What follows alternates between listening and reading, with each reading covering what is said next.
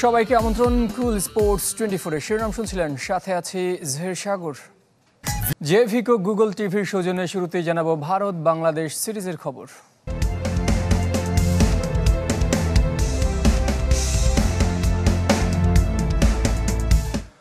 গোয়ালিয়রে নিরাপদে আছেন ক্রিকেটাররা।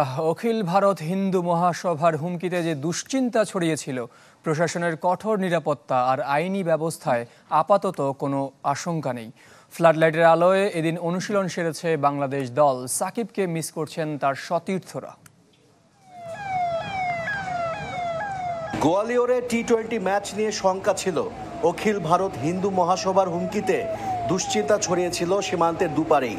তবে প্রশাসনের কঠোর নিরাপত্তা আর আইনি ব্যবস্থা নেয় আপাতত কোনো আশঙ্কা নেই। ক্রিকেটাররাও নিরাপদে আছে।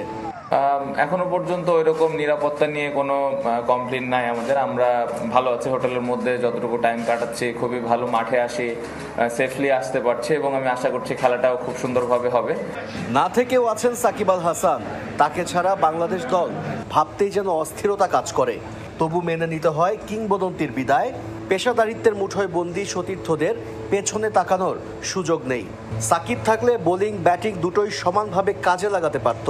এখন সে গুরুদায়িত্ব কে নেবে? আর সাকিব ভাই অবশ্যই আপনি যেটা বললেন যে না থাকলে তো এতদিন ছিল, এখন একটা অ্যাডজাস্টমেন্টে প্রবলেম বলবো না, একটু তো 11 জন সাজাতে একটু অসুবিধা হবে। সময়টা ভালো যাচ্ছে না নাজমুল হোসেন শান্তর। নেতৃত্বে আসার পর থেকে ব্যাটে রান নেই। মাঝে মাঝে অল্প সময়ের জন্য ঝলক দেখালেও বড় স্কোর করতে পারছেন না। তবে বিশ্বাস করেন শিগগিরই ফিরবেন ছন্দে। আমার পারফরমেন্স নিয়ে খুব বেশি একটা কনসার্ন আমি করছি না অনেস্টলি, কারণ আমি বিশ্বাস করি যে আমি খুব তাড়াতাড়ি কামব্যাক করতে পারবো। টি-20তে শেষের দিকে 2টা ভালো ইনিংস ছিল লাস্ট ওয়ার্ল্ড কাপে, যদি আপনি খেয়াল করে দেখেন। চেষ্টা করবো যে এই সিরিজে কন্ট্রিবিউট করার। সমস্যা স্ট্রাইক রেটেও। আফগানদের বিপক্ষে সেমিফাইনালের সমীকরণের ম্যাচে টাইগারদের ব্যাটিং অ্যাপ্রোচ সমালোচনার জন্ম দেয় অনেক। এই সিরিজ থেকে বদলে যাওয়া বাংলাদেশকে দেখবে সবাই, দাবি অধিনায়কের। অবশ্যই আমি যেটা একটু আগে বললাম যে টপ অর্ডারদের ইম্পর্টেন্ট, শুরুটা আমাদের ভালো করাটা খুবই গুরুত্বপূর্ণ এবং ইম্পর্টেন্ট হলো যে উইকেটটাতে কত রান আসলে প্রয়োজন আমরা যদি আগে ব্যাটিং করি, সো ওই অনুযায়ী ব্যাটিং করাটা ইম্পর্টেন্ট। শুক্রবার ফ্লাড লাইটের আলোতে অনুশীলন করেছে টাইগাররা। এদিন অবশ্য উইকেট দেখার সুযোগও পেয়েছেন হেড কোচ চন্ডিকা হাথুরুসিংহে। আশিক রুদ্র, চ্যানেল 24, গোয়ালিয়র, ভারত। সাকিবের মতো ভারতের মাটিতে অবসরের ঘোষণা দিতে পারেন মাহমুদুল্লাহ রিয়াদও। টেস্ট থেকে আগেই সরে দাঁড়িয়েছেন, শুধু ওয়ানডেতে মনোযোগী হতে চান সাইলেন্ট কিলার। নাজমুল শান্তর কথায়ও মিলেছে সেই ইঙ্গিত।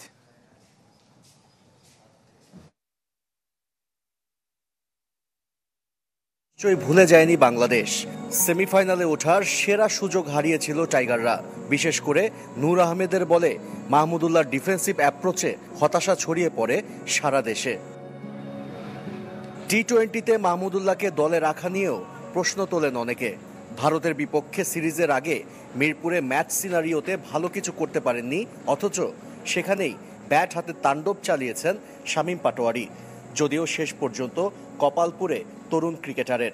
হ্যাঁ, অনেক ম্যাচ হয়তো শেষ করে আসতে পারেননি, বাট বাংলাদেশের অনেক ম্যাচ জেতার পেছনে কিন্তু ওনার অনেক অবদান আছে। শামীম ইয়াং এবং খুবই ভালো করছেন, খুবই ভালো ব্যাটিং করছেন, বাট আমি এই জায়গায় কম্পেয়ারে এখনই যেতে চাই না। গুঞ্জন আছে সাকিবের মতো ভারতের মাটিতেই নিজের অবসরের ঘোষণা দিতে পারেন মাহমুদুল্লাহ। টেস্ট থেকে আগেই সরে দাঁড়িয়েছেন, শুধু ওয়ানডেতে মনোযোগী হতে চান সাইলেন্ট কিলার। আমি যতটুকু বুঝতে পারি রিয়াদ ভাইয়ের এই সিরিজটা খুবই ইম্পর্টেন্ট এবং হয়তো উনি সিলেক্টরের সাথে কথাও বলবেন। সো এই বিষয়ে আমি খুব একটা ক্লিয়ার না, বাট আমার মনে হয় যে অবশ্যই সিলেক্টর এবং বোর্ডের সাথে একটা কমিউনিকেট তো হবে। গোয়ালিয়রেও যে খুব ভালো অবস্থানে আছে মাহমুদুল্লাহ এমনটি নয়। অনুশীলনে পেসারদের বিপক্ষে ভালোই ভুগেছেন, বড় শট খেলতে পারছেন না স্পিনারদের বলেও। 2026 টি-20 বিশ্বকাপের পরিকল্পনাতেও নেই মাহমুদুল্লাহ। যে আমাদের সিরিজটা শুরু হচ্ছে, অবশ্যই এটা 2026-এর একটা চিন্তা তো অবশ্যই মাথায় রেখেই আমরা সিরিজটা খেলা শুরু করবো। আমি যেটা বললাম যে হয়তো এখানে যে 15টা প্লেয়ার আছে তার পাশাপাশি হয়তো 5-6টা প্লেয়ার আমাদের হয়তো বাইরে আছে। সো এই 20-22টা প্লেয়ার নিয়ে হয়তো সামনে একটা প্রপার প্রিপারেশন হবে। সাকিবের পর মাহমুদুল্লাহরও বিদায়ের সুর বাজছে।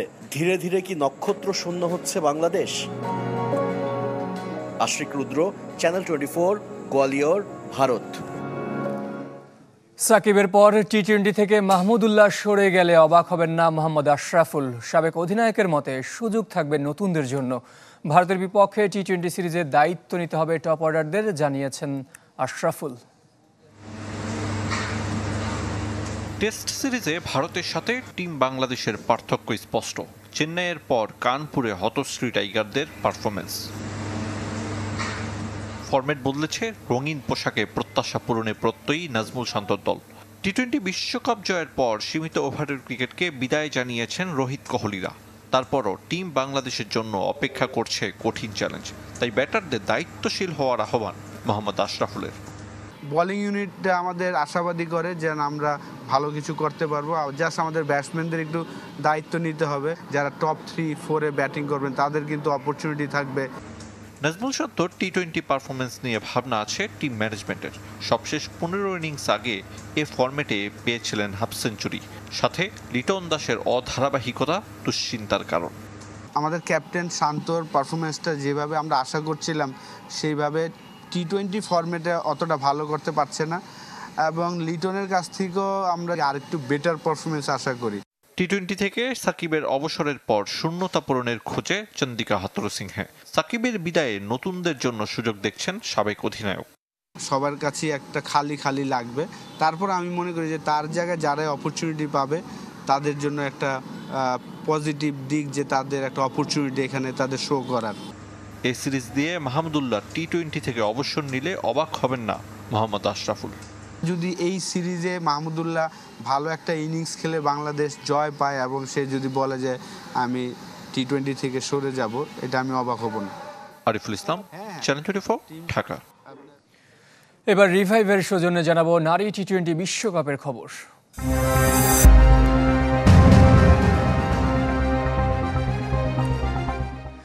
নারী বিশ্বকাপে কাল আবারও নামছে বাংলাদেশ। এবার প্রতিপক্ষ ইংল্যান্ড, যাদেরকে কোনো ফরম্যাটে কখনোই হারাতে পারেনি টিম টাইগ্রেস। শক্তিমত্তায় যোজন যোজন পিছিয়ে থাকলেও আত্মবিশ্বাসে বলিয়ান নিগার সুলতানার দল। শারজায় রাত 8টায় শুরু হবে ম্যাচটি। উড়ন্ত বাংলাদেশ, দুরন্ত ইংল্যান্ড। কাগজে কলমে অসম হলেও লড়াইটা 22 গজ, আর মঞ্চটা বিশ্বকাপ বলেই পাচ্ছে বাড়তি উন্মাদনা। ঘরের মাঠের বিশ্বকাপ পরের মাঠে খেললেও শুরুটা দারুণ করেছে নিগার সুলতানার দল। স্কটল্যান্ডকে হারিয়ে 10 বছর আর 16 ম্যাচ পর টি-20 আসরে পেয়েছে জয়ের দেখা। যদিও পুরনো ব্যাধি ব্যাটিং বিপর্যয় রয়েই গেছে।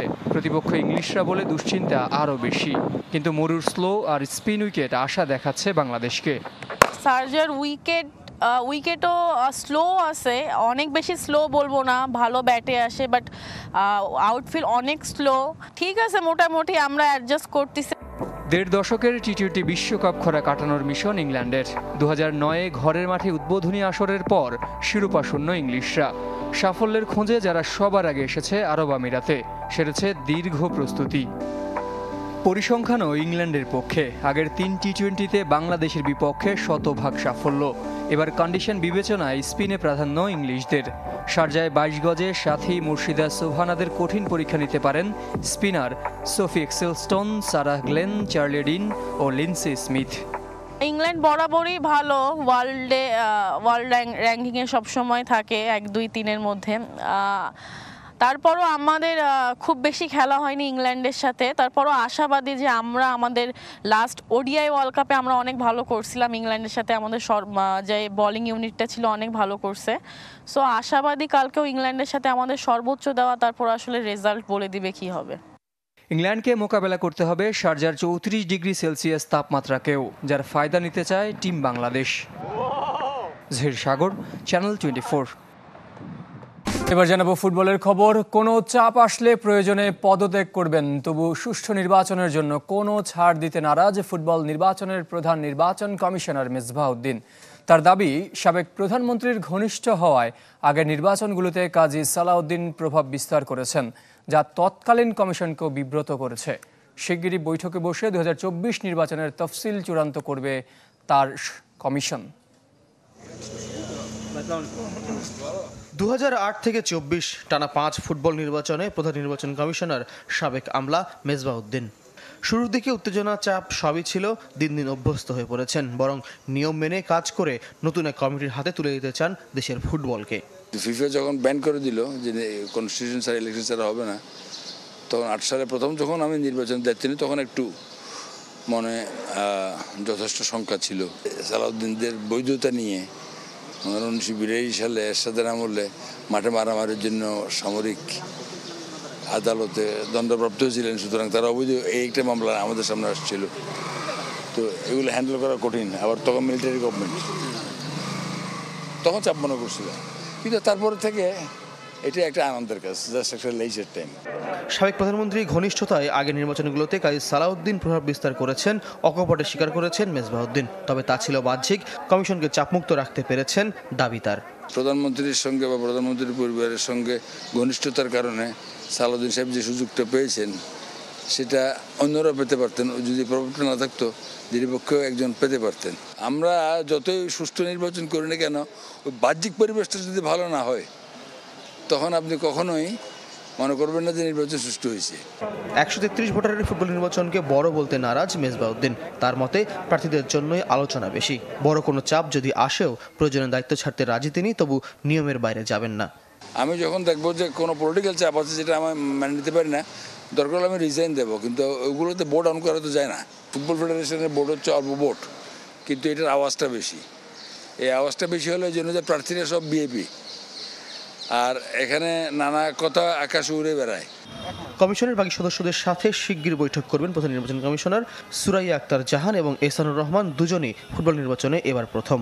26 অক্টোবর নির্বাচন সামনে রেখে 15 দিন বা এর আগেই তফসিল ঘোষণা হবে। নির্বাচনে তফসিল ঘোষণা করে ফেলবো এবং তারপরে নিয়ম অনুযায়ী কাজ চলবে। ফয়জুল ইসলাম, চ্যানেল 24, ঢাকা। কুল স্পোর্টস 24 নিচ্ছে একটা বিরতি, আমাদের সঙ্গেই থাকুন।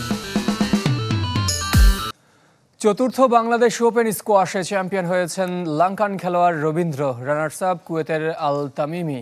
মেয়েদের স্যাটেলাইট ট্যুরেও শ্রীলঙ্কার শ্রেষ্ঠত্ব, ইয়াহানি কুরুপ্পু হয়েছেন চ্যাম্পিয়ন। আর রানার আপ বাংলাদেশের মার্জান মানিকা। শুক্রবার সেনানিবাসে আসর সমাপনীতে প্রধান অতিথি ছিলেন সেনাবাহিনীর chief of general staff lieutenant general Mizanur Rahman Shamim, পৃষ্ঠপোষক ইস্পাহানি গ্রুপের চেয়ারম্যান মির্জা সালমান ইস্পাহানি এবং ফেডারেশন সাধারণ সম্পাদক কামরুল ইসলাম সহ শীর্ষ কর্তারা অনুষ্ঠানে ছিলেন। এই ছিল কুল স্পোর্টস 24 এখনকার আয়োজন। খেলার সব আপডেট ও রিপোর্টগুলো দেখতে ভিজিট করুন আমাদের ওয়েবসাইট ও ফেসবুক পেজ facebook.com/sports24 টিমে। ধন্যবাদ সাথে থাকার জন্য।